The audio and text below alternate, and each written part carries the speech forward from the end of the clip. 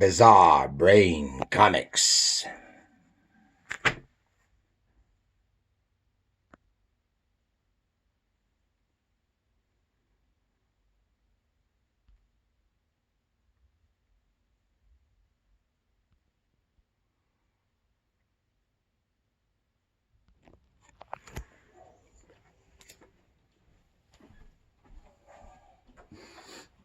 Hey, here we are. I am Gary for Bizarre Brain Comics once again. Look at this. T-shirt designed by my wife. And it's relevant, even if only tertiary. Today, you probably saw some space stuff. So, that's what we're doing today.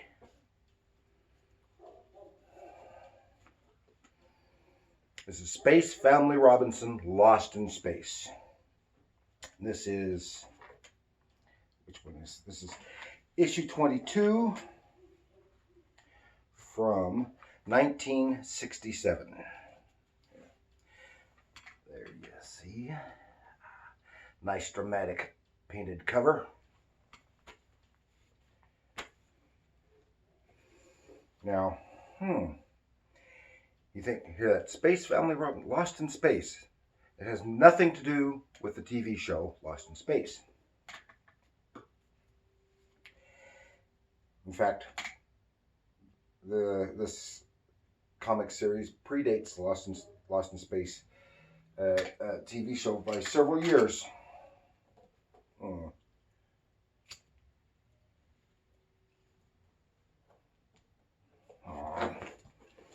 Okay. Space Family Robinson, Gold Key Comics. It was first published in 1962, created by writer Del Connell, maybe it's pronounced Connell, and Dan Speigle as the artist. Gaylord Dubois took over the writing duties with issue number 8, and he was the sole chronicler thereafter. All the covers were painted by George Wilson, who is, you can see there, a very respectably talented, very talented artist. He painted a whole bunch of covers. A short time ago, I did King Kong video, and he did the cover painting for King Kong as well as a bunch of the Tarzan, Korok, son of Tarzan, Turok, son of Stone, the Voyage to the Bottom of the Sea, you name it. He did just, during this time period, he painted just about all of the covers for Gold Key's adventure titles. And the Robinsons were a family living in space on Space Station 1. And they encountered a cosmic storm and were swept across the cosmos. And this happened in their timeline in 2001. They have many harrowing adventures while trying to return to Earth. And this book is not associated with the TV show Lost in Space, as I said, but both were inspired by the novels West Family Robinson and probably the successful Disney movie shortly before this. And Space Family Robinson was also published in the UK with the same characters but different creators. It appeared in girls' comic Lady Penelope, and the Gold Key version had a total of 59 issues between 1962 and 1982, and it was a quarterly title, and it did have a hiatus for a few years, and the last several issues were just reprint.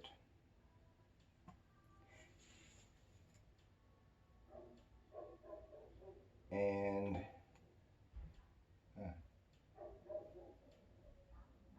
forgot something. I don't remember what it was. Okay, Gaylord Dubois, the writer, he was the one who wrote this story from 1899 to 1993. Writer of comic books and strips, as well as big little books. and adventure novels for juvenile audiences. He wrote the Tarzan comics for Dell and Gold Key Comics from 46 to 71.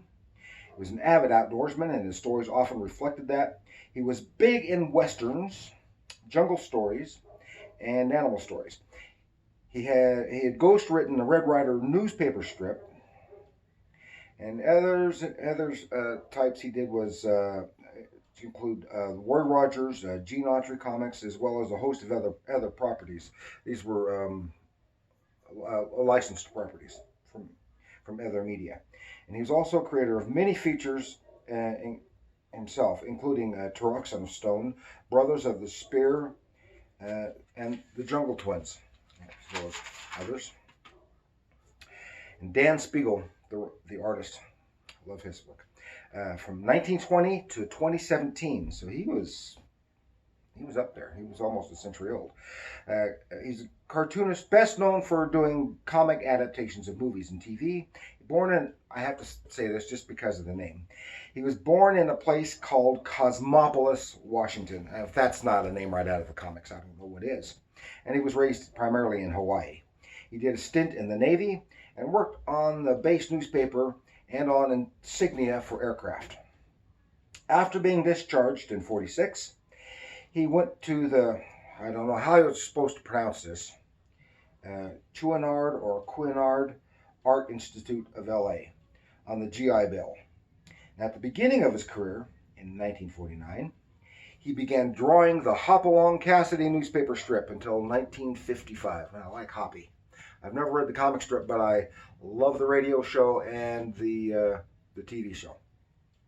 In comic books, he drew Annie Oakley stories, Rex Allen, Dale Evans, Spin and Marty, Maverick, The Rifleman, Rawhide, and a host of other TV properties for Dell and Gold Key. And other titles were for this comic. Well, I misspoke. Other titles were Space Family Robinson, Korok, Son of Tarzan, for the Gold Key mystery titles. Thereafter, he did some work for both Marvel and DC. In the 80s, he did popular titles, Crossfire for Eclipse Comics, and Hollywood Superstars for Marvel. And that was the Marvel Epics line. It wasn't for their main line.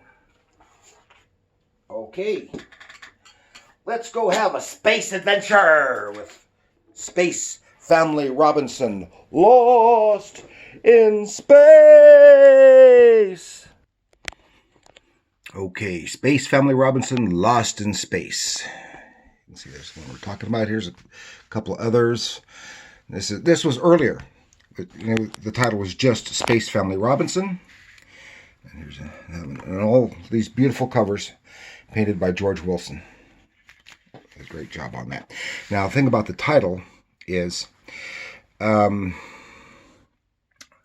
Space Family Robinson was the original title of the book, of the series. And then during when the TV show Lost in Space came about, the publishers considered suing Irwin Allen, producers of the TV show. But they were, because it was like almost a direct swipe. The names of the characters are different other than the last name Robinson. But Gold Key was at that time still publishing Voyage to the Bottom of the Sea comics, licensed from Irwin Allen. So they did not sue Irwin Allen, and Irwin Allen let them use Lost in Space on their title. And then a few years later, the title had about a 2, maybe 3 year hiatus. And when it came back, the title had changed from Space Family Robinson, Lost in Space on Space Station 1. But still, just commonly referred to as Lost in Space. I always refer to it as Lost in Space. Here we go. And these these books are all a bit on the rough side. I got them all second, third hand, whatever. Cheap copies. Look, someone even did their math on here. It says here, a crash landing traps the Robinsons in the depths of a strange and hostile sea. Operation Time Shift. Okay, here, inside front cover, little bit of science thing here. And here we go. Operation Time Shift, written by Gaylord Dubois, drawn by Dan Speigle. And here we see Space Station 1, and it's near some alien sun, and it's about to go nova. They intercept some radio transmissions from a planet there in which which is being evacuated.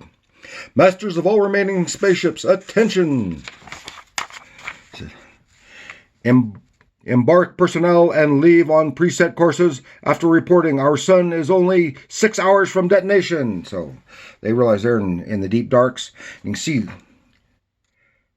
see he has beautiful mastery of the figure here in all of these, and nice pseudo technology and good. Now Dan Speigle, his stuff was never as dynamic as what we think of with Marvel and DC later. But it's very slick, very professional, and good storytelling. But here, one of the spaceships zooms out past Space Station 1, and they are sucked along behind by the magnetic field or whatever it is. It says, it's pulling us into its path. And here we see all the characters: Craig Robinson, June Robinson, Tim and Tam Robinson, and they have a pet dog and a parrot. Okay, and they're being carried along behind, and they take a look. Tam takes a look with binoculars, looks at the other ship, and sees through porthole. See the aliens are seeming to be unconscious. They cross over to the alien ship. And notice these spacesuits they're wearing, which is reminiscent of spacesuits from the early 60s, the Mercury astronauts. Early pressure suits. So they manage to get in, they look around, everyone's unconscious, and here, a real nice panel here. So you'd start over here on the left, you can see all the technology, see the aliens in their couches, then you get to the dialogue balloons, and their figures. Nice stuff. So he calls over. June and Tam come over.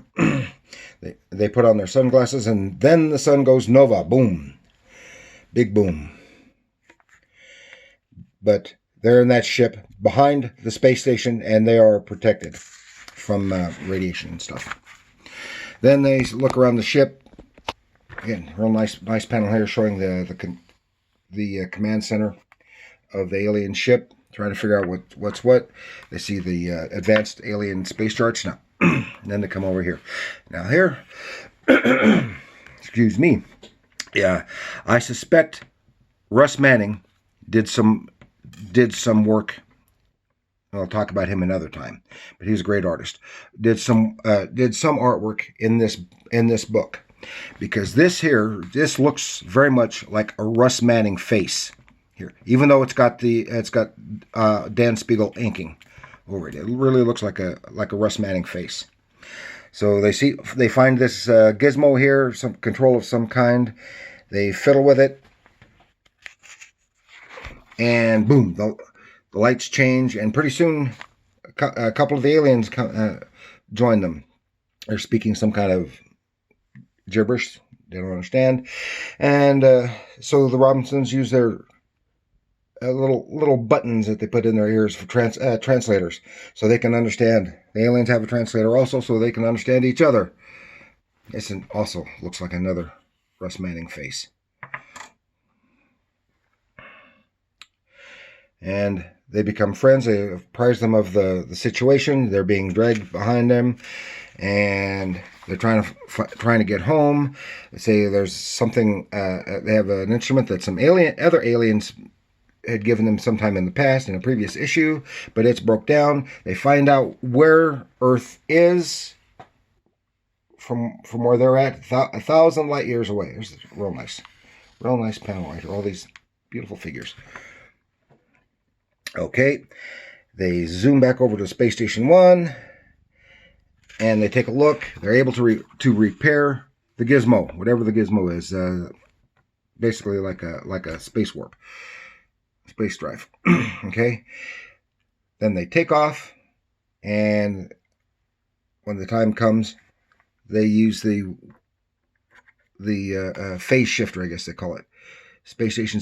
In an instant, the space station ceases to exist in the space it occupied. And there's a really nice interpretation of what could only be called some kind of hyperwarp or space warp technology,